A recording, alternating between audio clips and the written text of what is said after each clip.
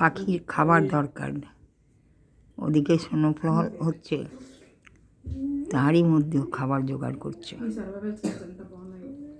আমরা ঘরের মধ্যে বসে রান্না খাবার খাচ্ছি।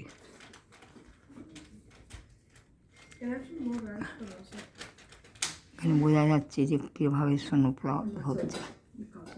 ক্রিসমাস ট্রিতে আমরা তুলো লাগাই, তুলো লাগানোর দরকার নেই।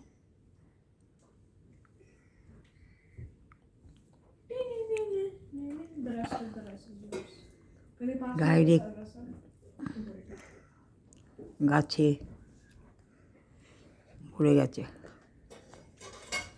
স্নো।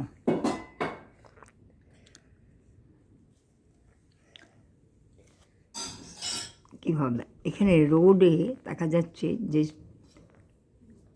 বরফ বা স্নো আটকে নেই, কেন না আগের দিন রাত্রিরে নুন দিয়ে চলে গেছে গাড়ি করে, যাতে করে রোডে বরফ না জমে।